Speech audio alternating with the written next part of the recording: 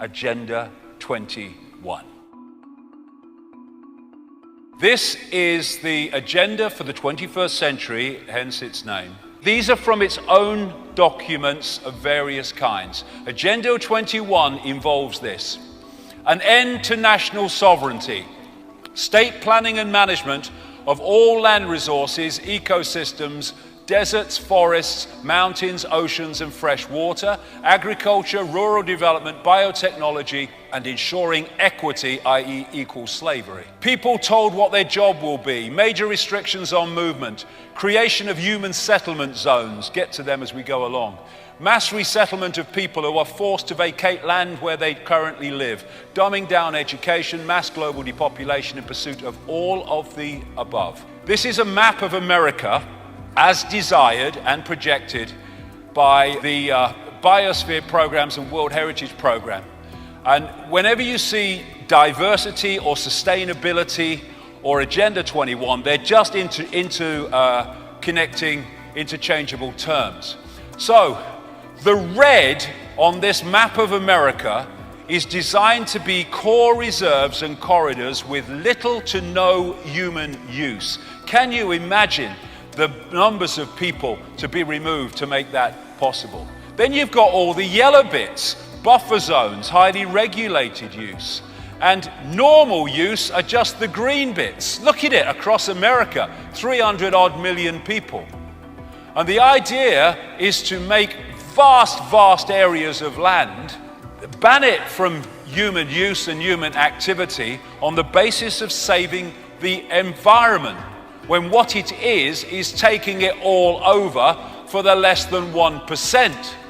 What they want to do is concentrate the masses in high-rise, ultra tiny boxes where they can be under surveillance 24/7. Now, get the people off the land. And so what they're doing, they're changing the laws and they're making economic changes which make it impossible for those that are not of the elite to stay on the land. And so what they're doing under Agenda 21, and America is the primest example, is they're just not funding rural communities. They're not funding rural schools, they're not mending rural roads to make life impossible, to get people off the land. Now this is a big area where people get scammed because they don't think that is possible, manipulating the weather to create extremes of weather to get people into situations that remove them from the land.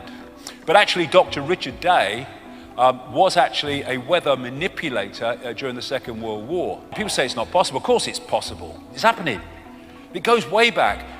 Even a BBC radio documentary exposed a few years ago that the Lynmouth flood in 1952, which killed people and devastated that village in Devon, was actually created by the RAF, who were doing an operation called Operation Cumulus, also known as Operation Witch Doctor, in which they were putting sulfur into the atmosphere above this, in this area. And actually people before the massive flood say they kind of tasted and smelt sulfur in the air. And what it did was create an enormous rainstorm which created the flood, which created the Lynmouth disaster. This is 1996, an official US Air Force document describing the artificial creation of floods, hurricanes, droughts and earthquakes, and it continues, weather modification will become a part of domestic and international security and could be done unilaterally. It could have offensive or defensive applications and even be used for deterrence purposes.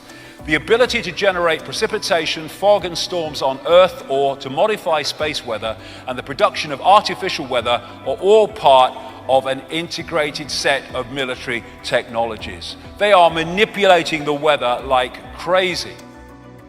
This is Agenda 21, human settlement zones. As you saw, it's in their own documents.